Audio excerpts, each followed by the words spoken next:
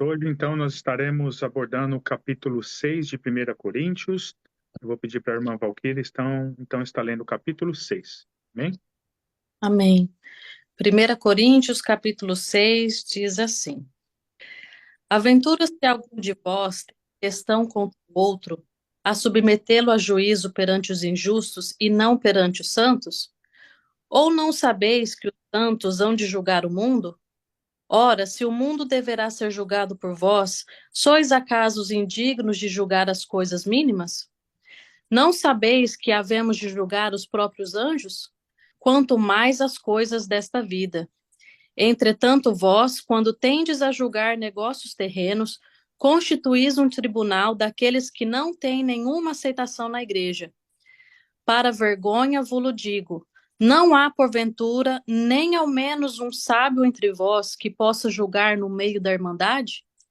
Mas irá um irmão a juízo contra outro irmão, e isto perante incrédulos. O só existir entre vós demandas já é completa derrota para vós outros. Porque não sofreis antes a injustiça? Porque não sofreis antes o dano? Mas vós mesmos fazeis a injustiça e fazeis o dano, e isto aos próprios irmãos. Ou não sabeis que os injustos não herdarão o reino de Deus? Não vos enganeis, nem impuros, nem idólatras, nem adúlteros, nem efeminados, nem sodomitas, nem ladrões, nem avarentos, nem bêbados, nem maldizentes, nem roubadores herdarão o reino de Deus. Tais fostes algum de vós, mas vós vos lavastes, mas fostes santificado, mas fostes justificados em o nome do Senhor Jesus Cristo e no Espírito do nosso Deus. Todas as coisas me são lícitas, mas nem todas convêm. Todas as coisas me são lícitas, mas eu não me deixarei dominar por nenhuma delas. Os alimentos são para o estômago e o estômago para os alimentos, mas Deus destruirá tanto estes como aquele. Porém, o corpo não é para impureza, mas para o Senhor, e o Senhor para o corpo. Deus ressuscitou o Senhor e também nos ressuscitará a nós pelo seu poder. Não sabeis que os vossos corpos são membros de Cristo? E eu, porventura, tomaria os membros de Cristo e os faria membros de meretriz? Absolutamente não. Ou não sabeis que o homem que se une a uma prostituta forma um só corpo com ela? Porque, como se diz, serão os dois uma só carne. Mas aquele que se une ao Senhor é um espírito com ele. Fugir da impureza. Qualquer outro pecado que uma pessoa cometer é fora do corpo, mas aquele que praticar a imoralidade peca contra o próprio corpo. Acaso não sabeis que o vosso corpo é santuário do Espírito Santo, que está em vós, o qual tendes da parte de Deus, e que não sois de vós mesmos? Porque fostes comprados por preço. Agora, pois, glorifica a Deus no vosso corpo. Amém. Amém, meus queridos. Nós estamos, então, hoje iniciando o capítulo 6. Eu gosto sempre de dar uma pequena recapitulada. O intuito de eu fazer isso, irmãos, eu quero que quando a gente termine essa carta, no capítulo 16, que os irmãos fiquem aí especialistas na carta. Então é sempre bom a gente estar avançando um pouquinho, relembrando um pouquinho, para a gente realmente estudar, estar revisando e de forma de que quando nós terminarmos esse estudo, os irmãos possam ter muitas coisas ainda em mente e aplicar para suas vidas. Então, lembrando aqui, do capítulo 6, nós estamos iniciando, nós já estudamos o capítulo 1, 2, o 3 e o 4. Lembrando que esses 4 primeiros capítulos, nós vemos que Paulo tratou ali de questões de divisão que estavam acontecendo ali na igreja. Eu acho que os irmãos lembram ali, as preferências dele por pregadores, pela eloquência, pela retórica, e ali estava tendo muitas divisões, né? E Paulo ali combateu ele nos primeiros 4 capítulos, sempre apontando para eles ir seguirem numa linha cristocêntrica, né? E nós vemos que Paulo terminou esse assunto no capítulo 4 dizendo que ele iria vê-los. E ali nós vemos que Paulo, ali no capítulo 4, foi bem um pouco duro ali com eles, dizendo que se eles queriam que Paulo fosse ali com a vara, ou se eles fosse ali com um espírito de mansidão. Paulo termina o capítulo 4, então, dessa forma, para iniciar o capítulo 5, né, para tratar de um problema, de um pecado ali escandaloso, né, e também ele fala muito sobre a disciplina que deve ser exercida. Isso foi o que nós estudamos, então, na semana passada. Então, nós vimos, a semana passada ficou, acho que, bem enfatizado a importância de se exercer a disciplina na igreja, né? A disciplina que, infelizmente, tem sido se esquecida em muitas igrejas nos nossos dias. E Paulo continua ali a tratar dos assuntos polêmicos, e nós entramos aqui no capítulo 6 com mais assuntos. Aqui, no caso, Paulo, na primeira metade, ele ali trata, né, e censura ali eles contra o litígio, né, contra os irmãos, no caso. Então, essa é a primeira situação que nós vemos na primeira metade do capítulo 6. A segunda metade do capítulo, nós vemos que Paulo condena ali a imoralidade, a sensualidade e toda forma de imoralidade, mas aqui nós vamos ver que fica bem claro que Paulo está falando da imoralidade sexual, né? Então, nós vemos aqui, né, entrando no versículo 1, Paulo inicia aqui dizendo, na minha tradução, ele começa com essa primeira palavra que diz aventura-se. Né? Aventura-se, eu fiquei tentando entender o significado de aventura-se, mas na verdade a palavra no grego que é usada é o verbo toma, que na verdade quer dizer ousa, né? Ousa. Está dizendo aqui para os irmãos que eles ousam, né? Aventura-se, né? Ousam. Eu não sei se alguém tem essa versão aí, dizendo ousam, que eles ousaram fazer isso, né? A do irmão Álvaro parece, né? Então, enfim, a tradução correta mesmo é o verbo toma, que quer dizer ousar, né? Então, aqui, nesse aventura-se, ele está dizendo que os irmãos estavam ousando fazer aquilo, né? Era uma ousadia deles fazer aquilo, né? Paulo, de uma forma indignada aqui, está dizendo: alguém na igreja ousa levar outro irmão para submetê-lo ao juízo perante os injustos. Então, se eu for colocar a tradução mais exata, seria essa palavra que ele está usando, né? Eles estavam ousando levar irmãos para o juízo perante os injustos, as pessoas do mundo, as pessoas lá fora. Vamos entender, irmãos, o contexto aqui e por que da indignação do apóstolo Paulo. Se nós pensarmos, olharmos para o background do apóstolo Paulo, nós vemos que Paulo era judeu. E Paulo era um judeu, na verdade, fariseu. Era um doutor na lei. Se nós olharmos no contexto do Novo Testamento, nós vemos que Paulo, quando ele sempre ia de cidade em cidade, e ele sempre passava primeiro numa cidade, ele ia na sinagoga. Era a primeira coisa que ele fazia na sinagoga. E nós vemos que Paulo ensinava na sinagoga. Ele era um dos que levantava lá, por quê? Normalmente quem fazia isso daí eram os rabinos. Então nós vemos, Paulo era, de umas pessoas, era um fariseu muito letrado, falava vários idiomas. Estudiosos dizem que Paulo foi uma das mentes mais brilhantes do primeiro século. Então nós vemos aqui, esse era o contexto dele, era um judeu, fariseu, rabino, que ensinava nas sinagogas. Se levantava para falar e ensinar nas sinagogas. Então, baseado nesse contexto que nós vemos, os rabinos, naquela época, eles não permitiam que os problemas internos entre a comunidade judaica ali fossem resolvidos por tribunais de gentios. Isso não podia acontecer. E Paulo vem justamente dessa cultura, desse background. Então a gente imagina que Paulo iniciando dessa forma, indignado, é porque esse era o background do apóstolo Paulo. Ele era um judeu fariseu. E essa era a regra que eles tinham entre eles. Eles não podiam levar a comunidade judaica para os assuntos internos deles para se tratar nos tribunais dos gentios, né? Irmãos, é claro, né, que aqui é questão de common sense, né, como diz no inglês, que assuntos internos, questões internas ali deles, eram para ser tratadas internamente, né? E Paulo aqui mesmo, no versículo 1, já aponta um dos motivos do porquê não levar um irmão a juízo para, ou melhor, perante ali os incrédulos. Notem aqui que ele termina o versículo 1 aqui questionando o porquê de levar perante os injustos e não os santos. Esse aqui já é o primeiro argumento dele. A palavra grega aqui que ele usa, adikoi, se traduz por ímpios. Eles eram mundanos, ímpios, né? Em contraste, nós vemos o verbo egioi, né? No caso, que quer dizer santos, né? Em contraste ali com os ímpios e os santos. O que Paulo não queria, na verdade, era ver os coríntios dando a oportunidade do mundo ridicularizar a igreja.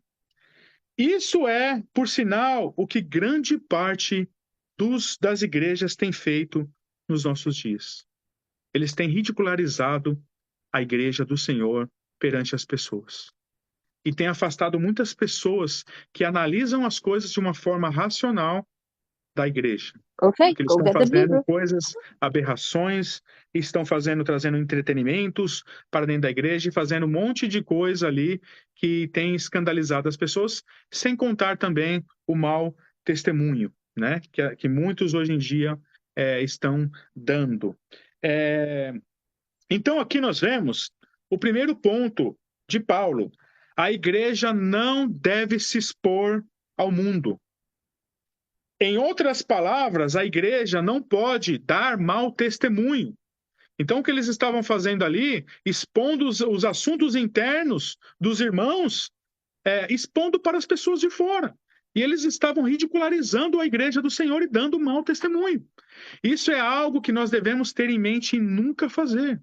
Ridicularizar o evangelho, expor os nossos irmãos, expor assuntos internos da igreja com as pessoas lá de fora. Essas coisas devem ser tratadas internamente, né?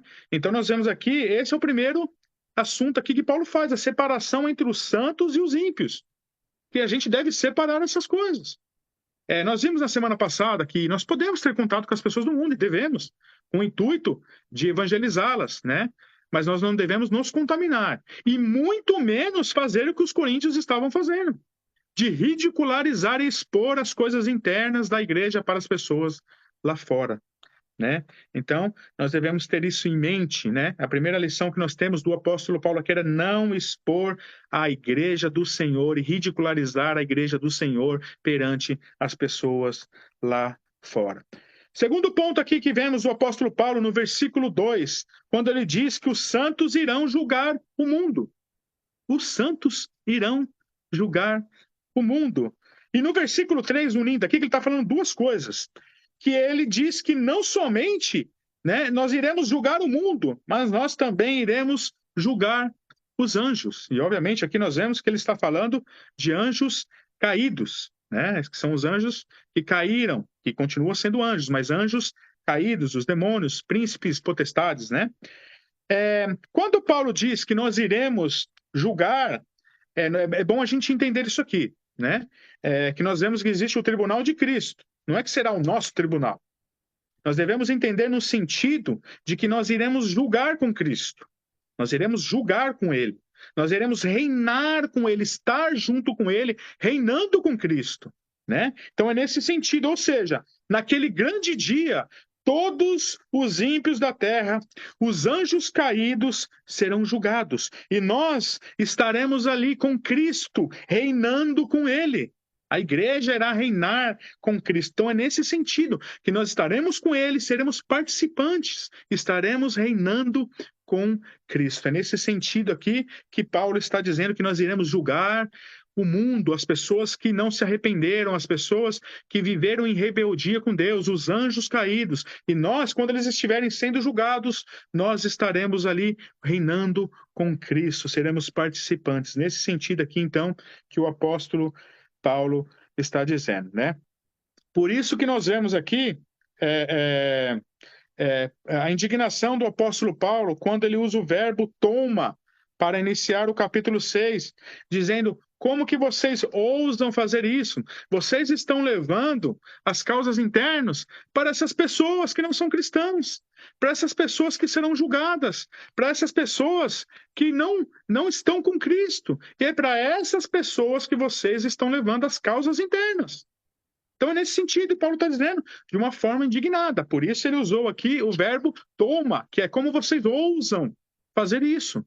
Como vocês ousam pegar as coisas santas de Deus ou as coisas internas que devem ser resolvidas internamente e dar para essas pessoas, esses não crentes, esses ímpios, né? Então, nesse sentido aqui. No versículo 4, Paulo mostra um outro ponto aqui. Quando eles estão fazendo isso, eles estavam ali usando um tribunal mundano que não tem aceitação da igreja. Olha lá, se nós lemos o versículo 4, entretanto, vós, quando tendes a julgar negócios terrenos, constituís um tribunal daqueles que não têm nenhuma aceitação na igreja. Ou seja, os que estão lá de fora, eles não têm aprovação de Deus e eles não têm aceitação, né, da igreja. Por isso que também esse é o outro motivo, que não se deveria levar as coisas internas para eles, porque eles não têm aceitação da igreja. Ou seja, não devemos também trazer as coisas do mundo e implementar as coisas dessas pessoas na igreja. A justiça do mundo não se equivale à justiça de Deus. A música do mundo não se enquadra na adoração ao Senhor, a Deus. A sabedoria humana, Paulo mesmo diz que ele não usou de sabedoria humana nenhuma. A sabedoria humana não se equivale à sabedoria divina, e por sinal, essa era a sabedoria, apenas essa sabedoria que Paulo utilizou. Não é isso que ele já disse, que nós já estudamos? Eu não vim com sabedoria humana ou sutileza nenhuma, mas eu preguei Cristo crucificado, e essa é a sabedoria do Senhor. Esse é a grande sabedoria, o evangelho do nosso Senhor Jesus. E Paulo somente se propôs a fazer isso, pregar o Cristo crucificado, porque ele sabia que as coisas de fora, a sabedoria do mundo não se equivale à sabedoria divina. E aí, irmãos, nós podemos dar uma infinidade de exemplos aqui. Né? Uma infinidade que nós podemos dar de exemplos. As coisas impuras não devem ser trazidas para dentro da igreja, da mesma forma que também as coisas internas não devem ser dadas aos porcos, não é isso que nós falamos? Não deve ser dado às pessoas lá fora. E Paulo, no versículo 5, mais uma vez indignado aqui, mais uma vez, é a segunda vez que Paulo está indignado aqui, e ele questiona: não é possível que haja um sábio sequer no vosso meio para julgar a irmandade? Né? Não é possível que não haja um sábio sequer aí dentro que possa julgar as causas dos irmãos da igreja. Né? Paulo está indignado aqui, né? Questionando. No meio da igreja toda, não há um sequer que possa julgar. Uma questão que com certeza não deixa de passar pelas nossas cabeças aqui quando nós estudamos essa situação, esse assunto, permitimos irmos para a justiça se tivermos um problema com o irmão? Né? Eu acho que se nós estudarmos isso daqui, eu acho que é a pergunta que a gente vai passar pela cabeça de qualquer um aqui, né? De todos nós, né? Será que se eu tiver um problema com o irmão da igreja, eu posso levar ele para juízo? Nós já vimos alguns argumentos aqui de Paulo, né? Esse é um assunto complicado, né? É um assunto complicado, né? Eu acho que talvez se eu perguntar para os irmãos aqui, eu acho que se os irmãos olharem aqui para a palavra, talvez diriam que não. Alguns podem dizer que sim, né? Eu já vi muitas pessoas que concordam, né? Com esse assunto de levar uma pessoa. Eu estava olhando alguns comentários bíblicos e eu vi que Simon Kistemaker, ele diz que sim, né? E isso, ele fala que só pode ser feito se for cumprindo o mandamento de amar o próximo. Eu achei muito interessante esse comentário do Kistemaker. Ou seja, se você tentou resolver o problema com essa pessoa, mas não teve jeito, você tentou resolver ali dentro da igreja também, com os irmãos, não deu jeito, não tem jeito, você pode buscar os seus direitos. Mas que depois, mesmo de você ter tentado tudo, conversado com a pessoa, ter chamado o pastor, o presbítero lá, foi testemunha, ó, o irmão não quis resolver o problema, e continuou aquele dano ou aquela injustiça contra você, né? E depois, se você optar em fazer isso, fazer sem ódio. Esse é o comentário que eu vi do Kistemaker, né? Ele concorda se for dessa forma. Sem ódio, mas fazer porque você talvez se sentiu injustiçado, não conseguiu resolver o problema, né? E tentou, mas fez com amor, não desejando o mal daquela pessoa, orando por ela. E João Calvino, também, o grande teólogo João Calvino, também concorda com isso. E interessante que João Calvino, antes de ele virar um teólogo, ele estudou em 2 universidades o curso de Direito. Então ele era um especialista na área. E lembrando também, irmãos, que nós vemos comentários desses irmãos, que Steinmecker, ele é contemporâneo nosso. João Calvino, nós vemos ali do século XVI, né? Século XVI, já era um direito, mas muito mais evoluído do que da época ali do apóstolo Paulo, né? Então nós vemos que as coisas mudaram muito e a gente vai ver um pouquinho aqui do contexto que era ali também. E nós vemos que Calvino também estudou em 2 universidades, concordou aqui também da mesma forma como Kistemaker concordou aqui, dizendo que podem levar as suas causas ali, né? Mas sem ser de uma forma obstinada. É assim que Calvino fala. Porque pela experiência que ele teve de ter estudado em 2 faculdades, ter feito direito em 2 faculdades, ele percebeu que a maioria das pessoas que tentam buscar as suas causas ou colocar alguém na justiça é por vingança, é com raiva, é porque quer de volta, mas também fica aquele sentimento obstinado e raiva. Então Calvino ele fala, se for para fazer dessa forma, uma forma vingativa, não deve ser feito. Isso vai contra o mandamento do Senhor de nós suportarmos as injúrias, de nós amarmos os que nos perseguem, né? Nesse sentido. Claro que você pode amar o que te persegue, mas também querer que a justiça seja feita também, né? Mas sem ferir esse princípio importante que é de não deixar de amar a pessoa, não deixar de orar por ela, né? Então, eu vejo que esses 2 comentaristas que eu utilizo muito, né? Calvino, Kistemaker, eles concordam aqui que nos nossos dias levar uma pessoa para a justiça, se você já tentou de tudo, se você já levou para a igreja e no final das contas a pessoa não quis resolver o problema, você, amando a pessoa, você poderia levar. Num certo ponto aqui, eu concordo, irmãos. Eu concordo, né? E no contexto dos nossos dias, onde a justiça ela é bem diferente daquela época do apóstolo Paulo, eu não vejo erro em uma pessoa buscar os seus direitos na justiça, né? Mas concordo também que isso deve ser feito com amor e deve ser feito uma vez que a pessoa tentou resolver com a pessoa, ou depois ainda tentou resolver na igreja, e depois, se ela decidiu buscar o direito dela, porque achou que a pessoa agiu de má intenção, que isso seja feito sem raiva, com amor e orando, sempre desejando o bem dessa pessoa. Isso é a minha opinião, né, irmão? Eu concordo com Calvino, concordo com Kistemaker, né? Mas é interessante, né? Uma coisa aqui que se a gente vai seguir na Bíblia, apesar de eu concordar, nós vemos que o apóstolo Paulo é muito mais espiritual do que eu, isso aí eu não tenho nem o que falar, e ele também acredita que ele é muito mais espiritual que Calvino e que também o Kistemaker, né? E nós vemos que o apóstolo Paulo, no versículo 7, continuando, ele dá um caminho mais excelente. É muito interessante aqui o apóstolo Paulo, né? Ele dá um caminho mais excelente do que levar uma pessoa à justiça, nem que seja com um amor, né? Vamos ler o versículo 7. E só existir entre vós demandas já é completa derrota para vós outros. Por que não sofreis? Olha bem o que ele está falando. Por que não sofreis antes a injustiça? Engole seco. Sofre a injustiça. Releva em outras palavras, né? Por que não sofreis antes o dano? Paulo, sem dúvida, ele era mais espiritual, né? Do que o meu comentário também, né? A minha opinião, né? Por que não sofrer o dano? Por que não sofrer a injustiça? Por que não perdoar a dívida? Por que não sofrer a injustiça e perdoar? É isso que o apóstolo Paulo está querendo passar aqui. Isso, sem dúvida, meus irmãos, é mais nobre do que tudo. Isso sim é um comentário nobre, né? Que eu tenho certeza, né? É inspirado, né? A Bíblia, a palavra de Deus. Por que não, né? Perdoar.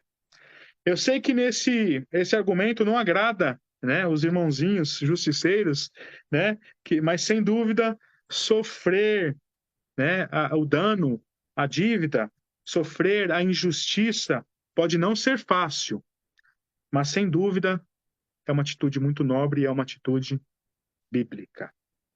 Irmãos, aqui é um assunto até interessante, né, que eu já vi várias situações, às vezes as pessoas me pedem conselho sobre isso, com relação, às vezes, uma coisa que está muito problema, isso não só entre os cristãos, mas qualquer pessoa lá fora também, é o tal do emprestar dinheiro, irmão. O tal do emprestar dinheiro é complicado.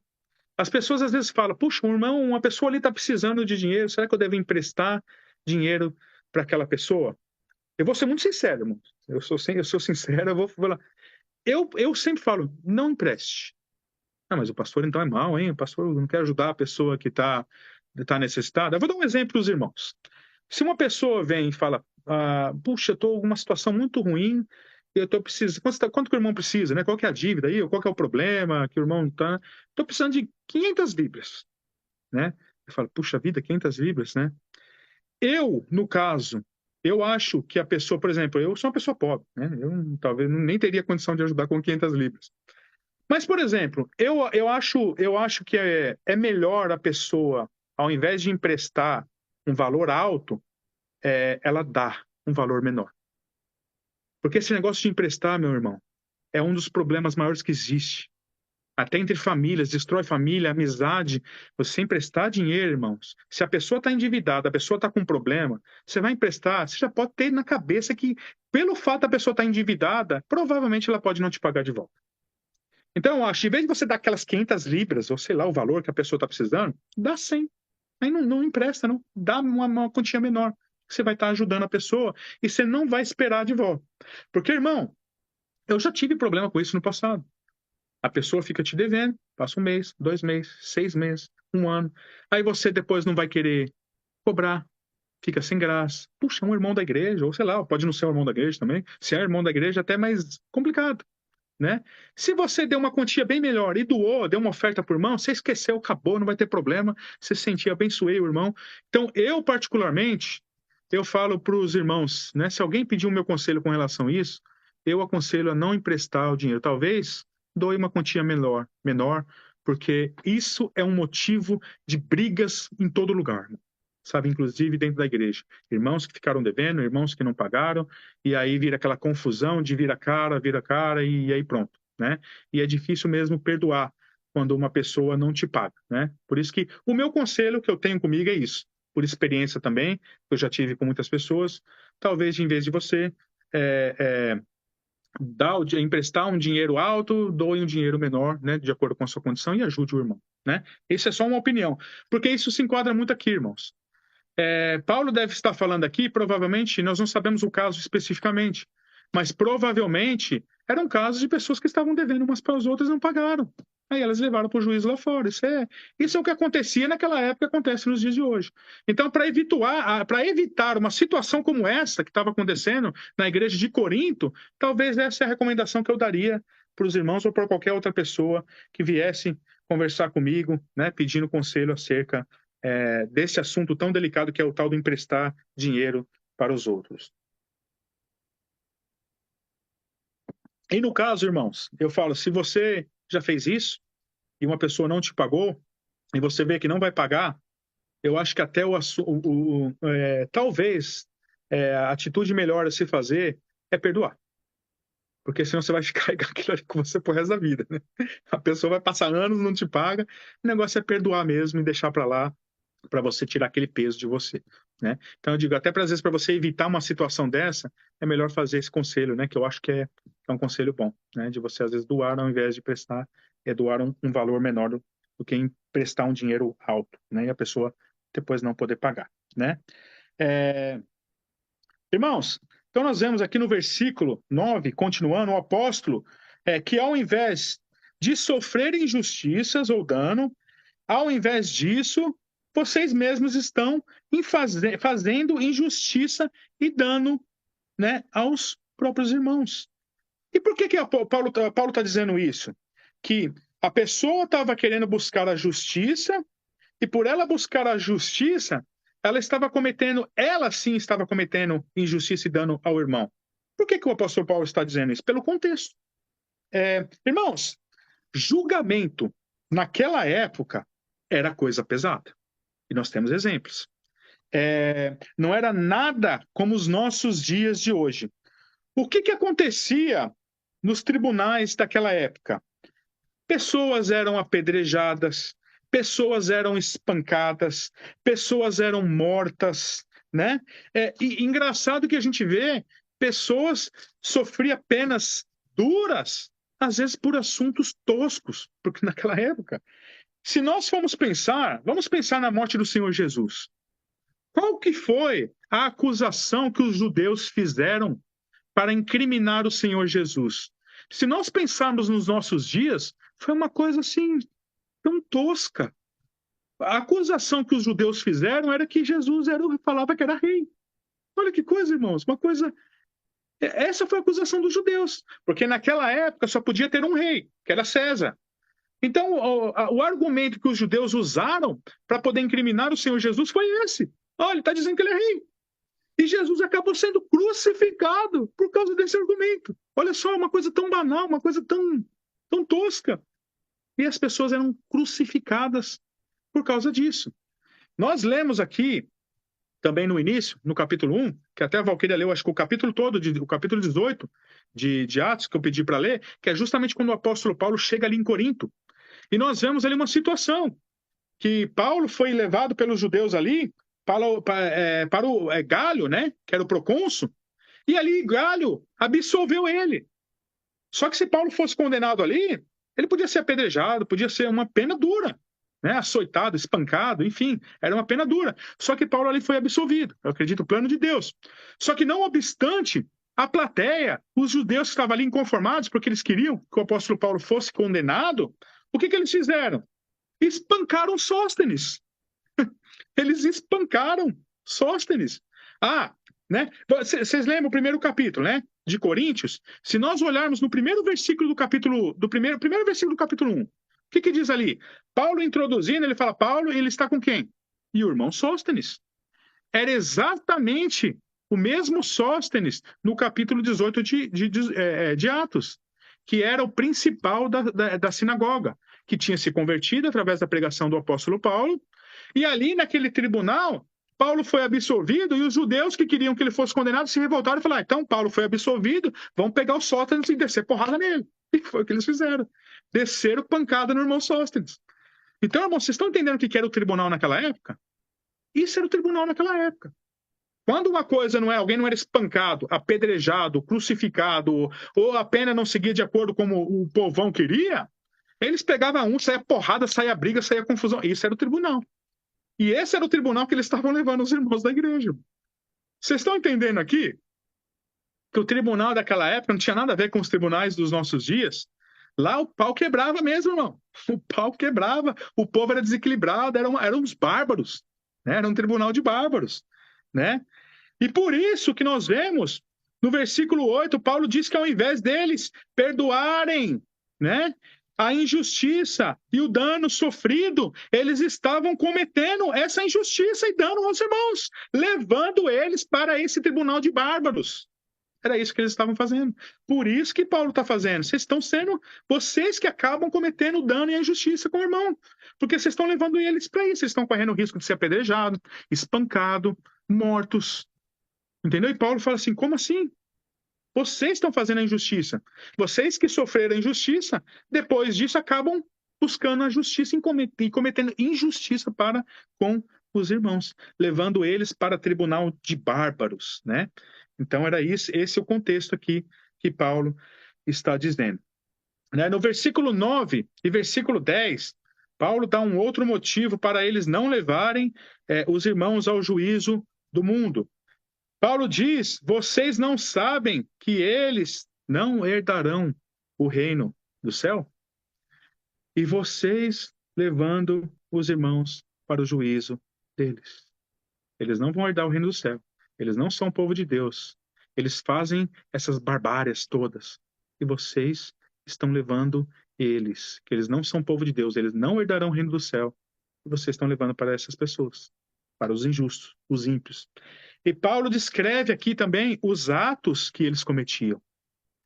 Ou seja, vocês estão levando os irmãos para o juízo. Olha os adjetivos aqui, olha aqui o que eles faziam. Vocês estão levando o juízo para os impuros, para os idólatras, para os adúlteros, para os efeminados. Na minha tradução, algumas traduções dizem os homossexuais, para os sodomitas.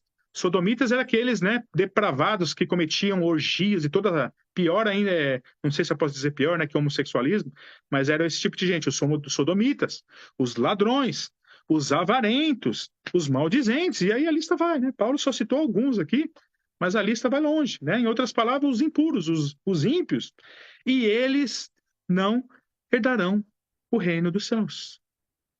E vocês levando os irmãos para o tribunal dessa gente. É isso que Paulo está querendo dizer. Vocês estão levando os irmãos para o tribunal dessas pessoas. E Paulo continua aqui reafirmando que o povo de Deus é diferente, que eles um dia eram e foram como eles, mas eles fostes aqui na palavra, né, santificados pelo Senhor. E por isso era de extrema importância que eles entendessem isso. Porque se eles entendessem isso, eles não agiriam da forma como eles estavam agindo. Paulo, no versículo 12,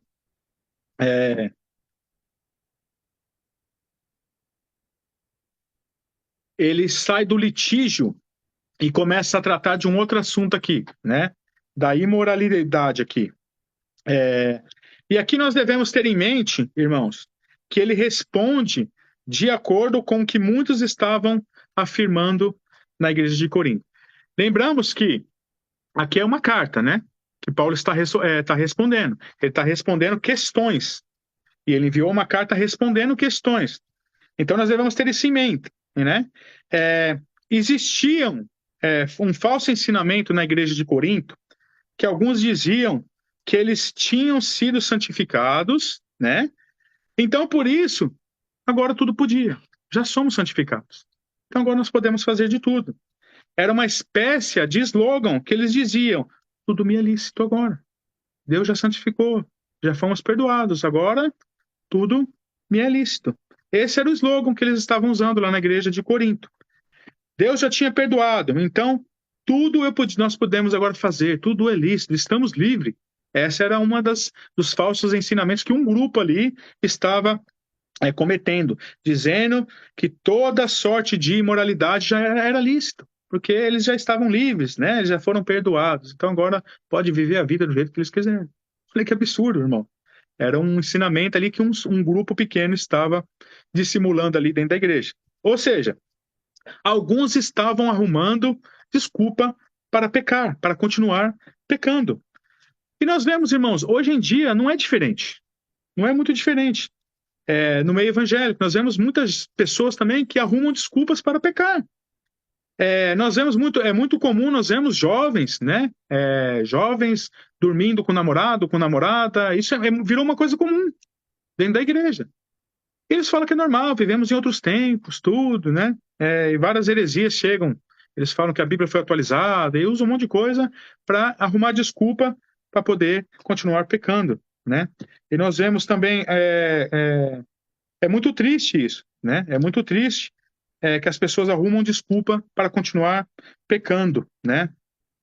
Da mesma forma, nós vemos que dentro da igreja nos nossos dias também as pessoas têm essa ideia de dizer que tudo é lícito. Uma coisa também que eu destaco é o julgo desigual. Hoje você vê muita gente que namora gente não cristã ou casa com uma pessoa não cristã. Entra em julgo desigual e fala, não, um dia ela vai converter, eu vou casar com ela, ela é não crente, mas um dia ela vai converter. Ou com ele, no caso, ele é do mundo, mas um dia ele vai converter. Irmão, você vai entrar no que é errado e esperar que dê certo. Pode ser que aconteça, pode ser que a pessoa se converta, né? Isso aí só Deus sabe. Mas eu vejo, assim, dos casos, de cada 10, um talvez converte. Você vai levar o risco, né? Você vai assumir o risco de, primeiramente, pecar contra Deus, para depois ver se Deus vai ter misericórdia, né? Eu acho que é melhor a gente sempre pensar de uma forma diferente, em sempre fazer a vontade de Deus e agradar a Deus, né? E seguir os mandamentos de Deus. As coisas podem não dar certo depois, né? Não pode ir da maneira como nós achamos. Então, tem muita gente também nos nossos dias ajudando, arrumando toda sorte de desculpa para pecar e adotando aqui o mesmo slogan que eles estavam adotando ali na igreja de Corinto. Tudo me é lícito, né? Ou seja, eu posso fazer também, né? E Paulo, nós vemos respondendo esse slogan aqui, né? Ele responde essa turma do falso ensino que estava ali desvirtuando a igreja. Então, vocês estão dizendo que tudo é lícito? E Paulo aqui responde: tudo é lícito, mas nem tudo me convém. Essa foi a resposta do apóstolo Paulo. E o apóstolo Paulo continua não somente combatendo a imoralidade dos coríntios, mas abrangendo o negócio para qualquer coisa que venha te dominar. Note bem o que ele fala. Isso porque se algo nos dominar, vocês estão... alguma coisa te dominar, vira idolatria. Né? E se virar idolatria, aí complica tudo, né? É algo que nos domina, se torna uma escravidão. Então, Paulo abrangeu para todas as outras coisas que vira idolatria. Ou seja, tudo que vira idolatria, né, pode te escravizar. Né? E Paulo aqui fala que não devemos nos deixar que nada nos domine.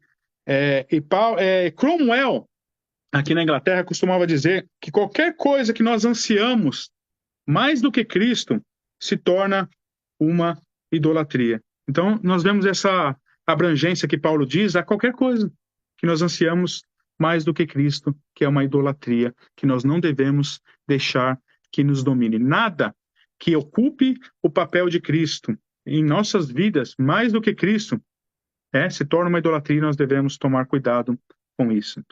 Observe o que Paulo fala no versículo 13. Vamos ler o versículo 13. Os alimentos são para o estômago, e o estômago para os alimentos. Mas Deus destruirá tanto este como aquele. Porém, o corpo não é para a impureza, mas para o Senhor, e o Senhor para o corpo. Isso irá também, o que eles estavam falando, aqui era o que eles estavam aqui também falando, tipo assim como o corpo, o alimento é para o estômago, assim também é o corpo para o sexo. Era isso que eles estavam falando e o que Paulo está respondendo aqui. Ou seja, é da natureza do homem. Não tem nada de errado. Falando do sexo, da imoralidade. Né? Da mesma forma que o alimento é para o estômago, o sexo é para a vida. Era isso que eles estavam falando aqui. Né? E resposta do apóstolo Paulo, aqui que ele fala, né? Porém, o corpo não é para a impureza, mas para o Senhor, e o Senhor para o corpo. Ou seja, o nosso corpo pertence ao Senhor. O nosso corpo pertence ao Senhor. E Paulo continua no versículo 14 dizendo que o corpo, porque o corpo pertence ao Senhor, assim como ele ressuscitou o Senhor, assim também ele ressuscitará nós, né, o nosso corpo. Ele dá esse exemplo aqui. E no versículo 15, ele mais uma vez enfatiza questionando-os: não sabeis que os vossos corpos pertencem a Cristo e vocês fariam dos vossos corpos membros como a prostituta? Aqui ele enfatiza bem, já mostrando qual era o problema, né? Eles naquele contexto de Afrodite, dos templos, onde as pessoas dormiam com as sacerdotisas do templo de Afrodite, esse era o papel das sacerdotisas, né? No caso ali de Afrodite, elas dormiam com os viajantes, né? Para glorificar Afrodite. Então essa era a cultura local. Então esse era o problema que acontecia lá, que Paulo estava combatendo. E Paulo está dizendo aqui, vocês fariam os vossos corpos membros com uma prostituta? Era o que eles faziam. E ele diz, claro que não. Claro que não, isso é um absurdo.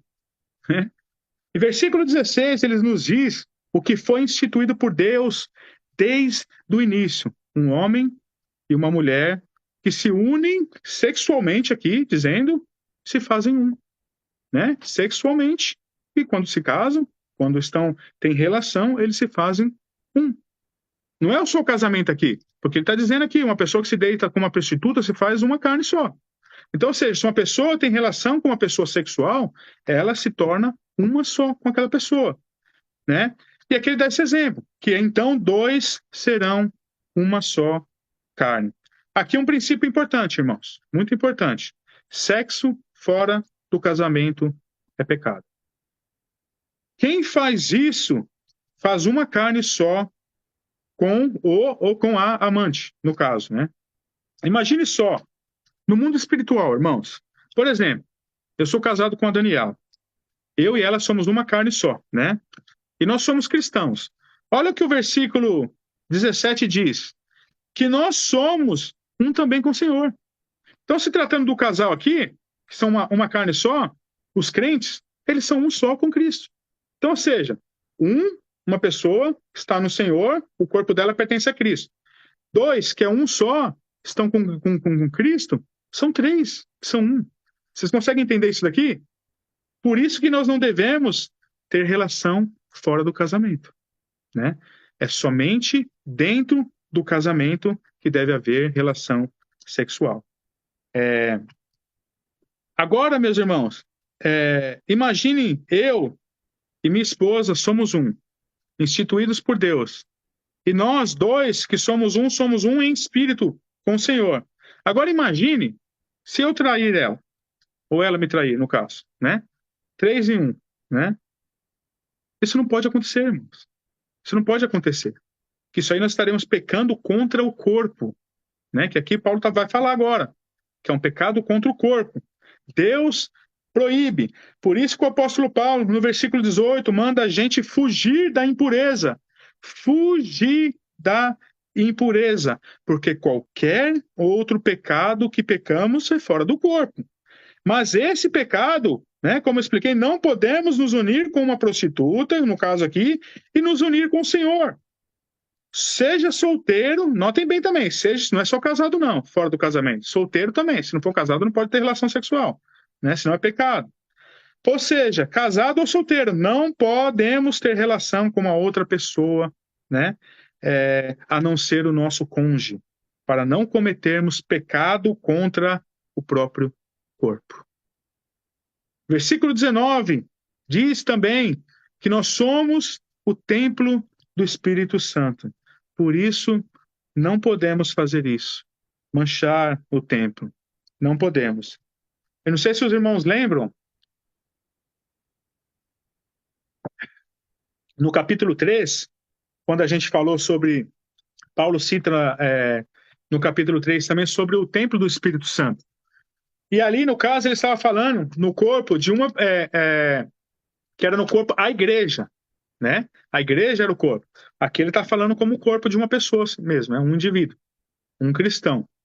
Aqui ele fala, nós somos o corpo, nosso corpo pertence ao Senhor, o nosso corpo é o templo do Espírito Santo, e nós devemos guardá-lo de toda sorte de imoralidade e impureza. E ele não poderia, meus queridos irmãos, aqui, o apóstolo Paulo não poderia finalizar o capítulo 6 aqui de uma forma melhor, explicando o porquê devemos fugir de toda sorte de imoralidade. Vamos ler o versículo 20. Porque fostes comprados por preço. Porque fostes comprados por preço.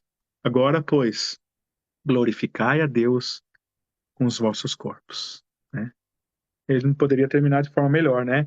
Somos comprados por alto preço, pelo sacrifício santo do nosso Senhor Jesus, do nosso maravilhoso Senhor. Por isso, não devemos ir atrás da imoralidade, e nós devemos glorificar a Deus também com o nosso corpo. Amém, meus queridos? Vou fazer uma oração, então, para finalizar, e depois pedir para o Charles terminar. Vou fazer uma oração e daí a gente pode conversar um pouquinho e tirar dúvidas. Amém?